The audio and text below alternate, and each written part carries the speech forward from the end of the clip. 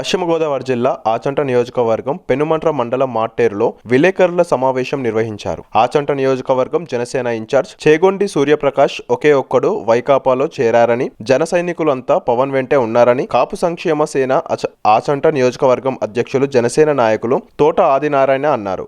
ఈ సందర్భంగా ఆదినారాయణ మాట్లాడుతూ చేగొండి సూర్యప్రకాష్ సొంత ప్రయోజనాల కోసం పార్టీ మారారని, ఆయన ఇష్టానికి వదిలేస్తున్నాం అన్నారు. అలా కాకుండా జనసేన అధ్యక్షులు పవన్ కళ్యాణ్ పై సామాజిక న్యాయం లేదంటూ పార్టీ నాయకులతో మాట్లాడే అవకాశం కల్పించారు అంటూ అవకలు చవకలం పేలడం సరికాదని అన్నారు. నీ తండ్రిని చూసి నీకు గౌరవం ఇచ్చారు. పవన్ కళ్యాణ్ ఇచ్చిన మాటకు కట్టుబడి మిమ్మల్ని మేము గౌరవించామని చెప్పారు. తెలుగుదేశం జనసేన పొత్తులో ప్రజల వద్దకు పితాని సత్యనారాయణ పాదయాత్ర జరుగుతుంటే ముఖస్తుతికి కార్యక్రమాల్లో పాల్గొనే వారే తప్ప పవన్ కళ్యాణ్ ఆశయాల కోసం ఆయన పనిచేయలేదని ఆరోపించారు. ఆయన ఒక్కరే పార్టీ మారారని, జన సైనికులు, వీర మహిళలు, పదాధికారులు అంతా పార్టీలోనే ఉన్నారని గుర్తు చేశారు. ఆచంట నియోజకవర్గంలో మన చేగొండి సూర్యప్రకాష్ గారు అని ఒక ఆయన ఇన్ఛార్జిగా ఉండేవారు. ఆయన ఏమైందో ఏంటో తెలియదు కానీ మన పీతాన్ గారు పాదయాత్ర చేసినప్పటి నుంచి కూడా ఎప్పుడు కూడా ఏదో రెండు మూడు దుక్కులకి ఏదో నామమాత్రంగా వచ్చి ఎక్కడికన్నా రమ్మని ఎక్కడికి వెళ్ళినా కూడా ఎవరిని కేకేసినా కూడా వస్తాను, మీరు కానిచ్చేయండి అంట ఎవరిని కూడా ఎదరోళ్ళు వెళ్ళలేదు, ఈయన రాలేదు.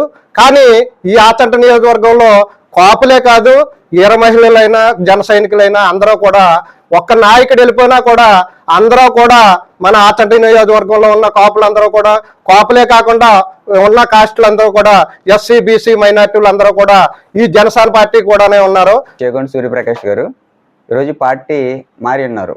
ఆయన అభిప్రాయం గౌరవిస్తాం. కానీ పార్టీ మారిన వెంటనే అంటే ఆ పార్టీ యొక్క స్క్రిప్ట్ తీసుకున్నారో లేకపోతే ఆయన సొంతంగా లోన్ ఉందో మాకు అదంతా అనవసరంగానండి.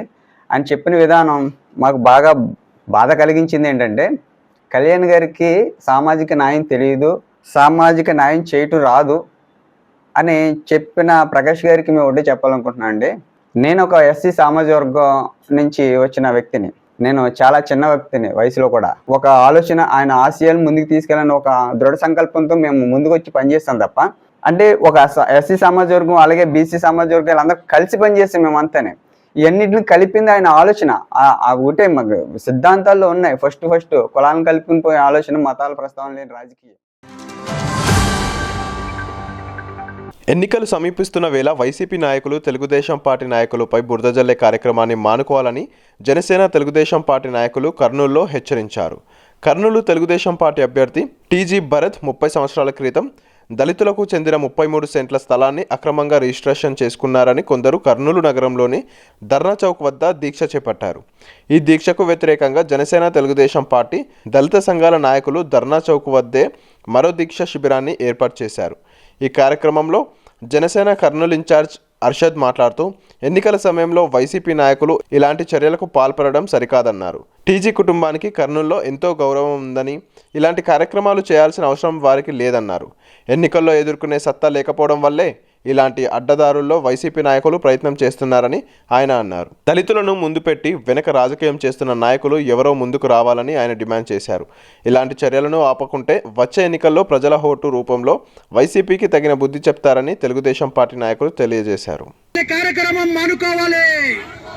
మానుకోవాలి టీజీ భరత్ గారిపై బురద చల్లే కార్యక్రమం, మానుకోవాలి బురద చల్లే కార్యక్రమం. ఇదే చెప్తున్నాను. కర్నూలు పట్టణంలో దళితుల భూముల్ని, క్రిస్టియన్ ప్రాపర్టీల్ని దోచుకున్న దొంగల్ని, దుర్మార్గుల్ని వదిలిపెట్టి ఎప్పుడో 30 సంవత్సరాల కిందట రిజిస్టర్ అయినటువంటి భూమి పైన, అది కూడా 30 సెంట్లంట, సిగ్గుండాల ఎకరాలు ఎస్టీబీసీ మొత్తం ఎవరు దిక్కులేడు. అప్పుడు ఏడపడుకున్నారు ఈ దళిత నాయకులు. కనీసం ఇంత జ్ఞానం ఉందా, బుద్ధి ఉందా? ఈ వైసీపీ కొడుకుల కల్లా ఒకటే హెచ్చరిస్తున్నా, మీకు రోజులు దగ్గర పడ్డాయి. ఈరోజు ఇంతియాజ్ అంట కొత్త క్యాండిడేట్, వాడు దొంగ, వాడు లంగా. ఏ విధంగా చెప్తున్నానంటే కృష్ణా డిస్టిక్ కలెక్టర్గా ఉండి వందలాది కోట్లాది ప్రాపర్టీస్. నేను 2 రోజులు విజయవాడలో ఉన్నాను. మొత్తం వాడి చరిత్ర మొత్తం తీసుకున్నా. టన్నుల కొద్ది వాడి చరిత్ర ఉంది. రేపటి నుండి వాడు దొంగ, ఎటువంటి దొంగనో మొత్తం ఈ ప్రజలకల్లా తెలియపరుస్తాం. ఇటువంటి డ్రామాల్ని, ఇటువంటి లంగ డ్రామాల్ని చూసి ప్రజలు ఎవరు నమ్మే స్థితులు లేరు. ఏమైనా వాళ్ళకు వచ్చేసి ఏదో నయానో భయానో ఒక 100 రూపాయలు ఇచ్చి ఒక క్వార్టర్ సీసా కొనిస్తే కూర్చోవడానికి వచ్చిన వాళ్ళు తప్ప వీళ్ళు అసలు సీసాలు ఉద్యమం చేసే వాళ్ళైతే ఈరోజు ఎలక్షన్ల ముందర ఈరోజు 2 నెలల లోపల ఎలక్షన్లు ఉందంటే ఈరోజు రావడం ఎంత సిగ్గు చేయడంటే ఇటువంటి ఎన్ని టెంట్లు వచ్చినా కానీ కర్నూలులో ఖచ్చితంగా గెలిచేది జనసేన టీడీపీ ఉమ్మడి అభ్యర్థి టీజీ భరత్. ఎన్నికల స్టెంట్లో మొదటి భాగంగా వాళ్ళు ఈరోజు స్టార్ట్ చేశారు కదా, మేము కూడా ఇక మొదలు పెడుతున్నాం. వాళ్ళు సిద్ధమన్నారు, మేము ఇక యుద్ధమే అనేసి మేము తేలుస్తున్నాం.